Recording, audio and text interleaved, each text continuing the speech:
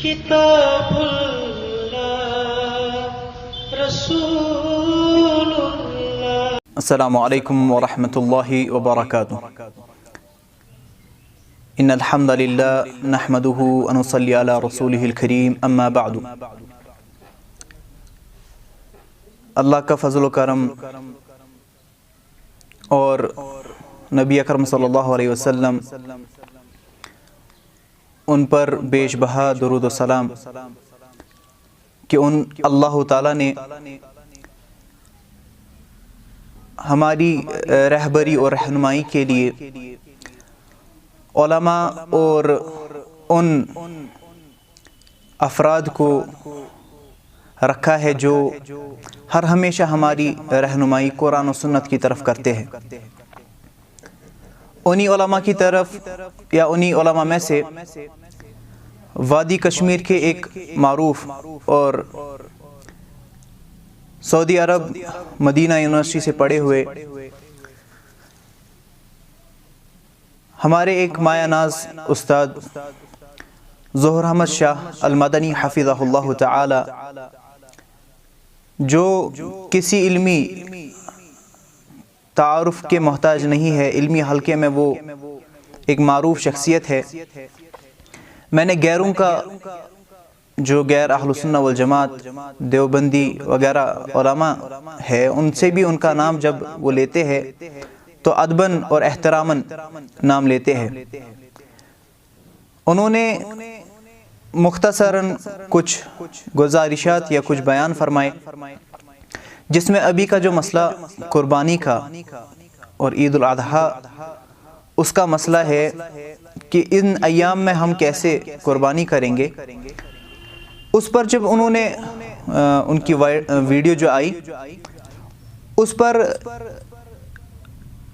بطخ پوری صاحب نے ایک سوال اور کچھ مطالبہ کیا ہے۔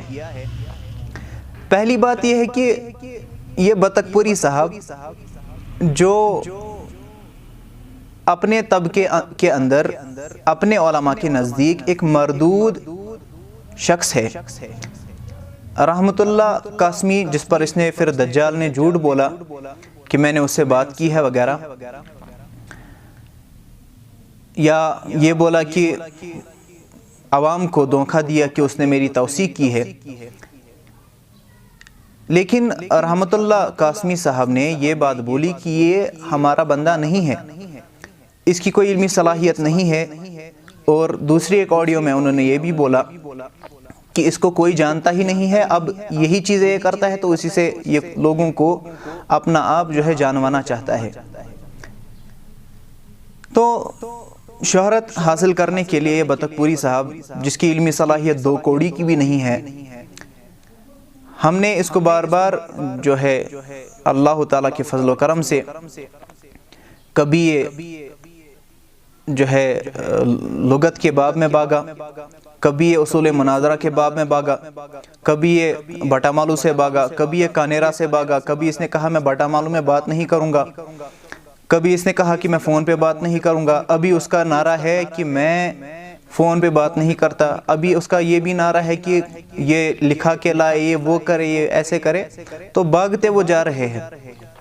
ہمارا مطالبہ ان سے بہت ٹائم تھا، عادل صاحب نے ان کے خلاف بہت ساری ویڈیوز دی، میں نے ویڈیوز دی کہ آپ اگر اپنی عوام کو دھوکہ یہ دیا کرتے تھے کہ دیکھو ہم حنفی ہیں، حالانکہ حنفیت کا آپ کے ساتھ کوئی تعلق نہیں، میں نے بار بار وہ بولا ہے، ملا علی قاری حنفی رحمہ اللہ تعالی وہ آپ پر فتویٰ لگاتے ہیں اہل دیوبندیہ پر، اور وہ کہتے ہیں ہم شر من الیہود والنصارى، یہ یہود و نصارہ سے بدتر ہے۔ حنفی الگ چیز ہے، دیوبندی الگ چیز ہے، دیوبندی حنفی نہیں ہوتا۔ تو ہم نے آپ سے مطالبہ کیا آپ سامنے آئے، بات کریں، آپ خامخواہ جو ہے چھوٹے بچوں کے ساتھ، کبھی کسی جرنلسٹ کے ساتھ، کسی کے ساتھ باتیں کیا کرتے تھے، تو اب ہمارے سامنے آنے کے لیے مختلف یا ہم سے پیچھے ہٹنے کے لیے مختلف ہیلے اور بہانے ڈھونڈ رہے ہیں۔ اب چونکہ آپ کے پاس کوئی شہرت کا سامان نہیں ہے، اس لیے خواہ مخواہ کی ایسی ادھر ادھر کی باتیں آپ کرتے رہتے ہیں۔ اب آپ نے ظہور احمد شاہ صاحب کے بارے میں آپ نے کہا کہ دیکھو اس نے تو کہا کہ علماء ایسے بیان کرتے ہیں۔ پہلی دجالیت تم نے اس میں یہ کی کہ تم نے یہ تصور دلایا لوگوں کو کہ ان کے نزدیک صرف قرآن اور حدیث منبع نہیں، بلکہ تمہارا یہ نظریہ ہے کہ یہ اجماع اور قیاس اور باقی دلائل الشرعیہ کے مخالف ہے۔ تو یہ تمہاری پہلی دجالیت ہے، حالانکہ ہم نے کبھی یہ بولا ہی نہیں۔ میں نے بار بار تمہارے بندوں سے، تمہارے اساتذہ سے، تمہارے علماء سے میں نے ان کو ثابت کر کے دیا کہ ہم اجماع بھی مانتے ہیں، قرآن سے ثابت ہے، ہم قیاس شرعی جو علماء نے ہزاروں سالوں سے جو ہے ہم کو بتایا ہے، قرآن حدیث سے ہم کو ثابت ہے، ہم وہ کرتے ہیں۔ تو تمہارا کیا نظریہ ہے کہ دیکھو یہ نہ اجماع مانتے ہیں، نہ قیاس مانتے ہیں، نہ علماء کو مانتے ہیں، حالانکہ ہمارا یہ کہنا ہے جو قرآن کہتا ہے فَاسْأَلُوا أَهْلَ الذِّكْرِ إِن كُنتُمْ لَا تَعْلَمُونَ، لیکن اس کے بعد بھی تم پڑھو بِالْبَيِّنَاتِ وَالزُّبُرِ۔ ہم نے اتباع کا بولا تھا کہ ہم علماء کی بات کرتے ہیں، لیکن اہل ذکر یہاں بھی جمع کسے گا کہ اللہ تعالیٰ نے بولا علماء سے پوچھو تمہارا کیا مسئلہ ہے، تمہاری کیا ڈیفرنس ہے۔ اصل میں جس کا تم دعویٰ کرتے ہو تو تم حنفی بھی نہیں، دعویٰ کیا کرتے ہو؟ دعویٰ یہ ہے کہ ہم کسی ایک شخص کی تقلید کرتے ہیں، جو دیوبندیہ بولتے ہیں، تو اس مسئلے میں ہم آپ کی مخالفت کرتے ہیں۔ باقی علماء ہم تو سلفیت بولتے ہیں۔ سلفیت نام کس چیز کا ہے؟ سلفیت تین چیز ہے، ایک تو قرآن اور حدیث، یہ دو منبع ہے، بنیاد ہے، لیکن قرآن اور حدیث کو سمجھنا جیسے علماء سلف ہم بولتے ہیں، اسلاف بولتے ہیں علماء، ان اسلاف میں پہلے آتے ہیں صحابہ، پھر تابعین، اتباع التابعین وغیرہ، محدثین، فقہا، یہ سب آتے ہیں۔ تو ہمارا تو بنیادی دعویٰ یہی ہے کہ ہم ان کی ہی نظر میں قرآن حدیث کو سمجھتے ہیں۔ اچھا، آپ نے ظہور احمد شاہ صاحب کی بات آپ کو سمجھ، آپ کے مفتیوں کو نہیں آتی ہے سمجھ، تو آپ کو کیا سمجھ آئے گی؟ آپ کے ایک مفتی نے بولا تھا کہ ہم طالب علمی میں ان سے سوال کرتے ہیں، وہ طالب علم بننے کے لائق نہیں ہے ہمارے علماء کے، ان کو پہلے ہمارے پاس بھیجو اپنے مفتیوں کو، ہم ان کو اچھے سے انشاءاللہ پڑھائیں گے، پھر اس کے بعد ایک دو سال ان کو لگ جائیں گے، پھر اس کے بعد ہم اپنے علماء سے درخواست کریں گے کہ ان مفتیوں کو کچھ پڑھا دو۔ چلیے ہم وہاں نہیں جاتے، اتنی سی بات بولوں گا کہ آپ کو بات سمجھ نہیں آئی۔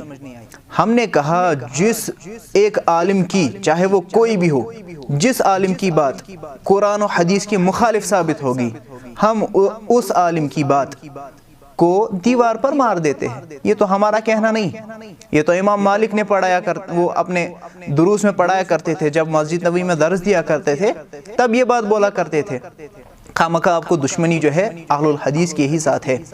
اور آپ کا نظریہ کہ آپ نے کہا قربانی واجب ہے، پہلی بات، اور حتمی آپ یہ کہتے ہو کہ قربانی واجب ہے۔ ابھی یہاں تک تو کہتے رہتے تھے کہ دیکھو چاروں مسالک جو ہے، چاروں مذاہب جو ہے وہ حق پر ہے، باقی کا آپ نے دیکھا ہے نہیں، احمد بن حنبل کیا بولتے ہیں، امام مالک کیا بولتے ہیں، امام شافعی کیا بولتے ہیں، ہاں باقی کا ان کی طرف تو آپ التفات ہی نہیں کرتے۔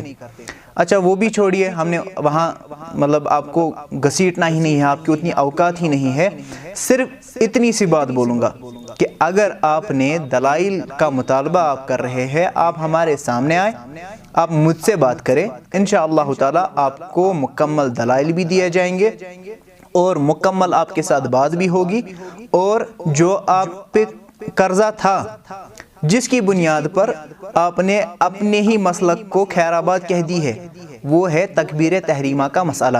آپ نے کہا تھا کہ میں گمراہ دیوبندیہ چھوڑ دوں گا اور اہل سنہ والجماعت اہل الحدیث میں سے ہو جاؤں گا اگر انہوں نے ثابت کر دیا کہ تکبیر تحریمہ کا مسئلہ، جس کا جواب الحمدللہ عادل صاحب نے دے دیا۔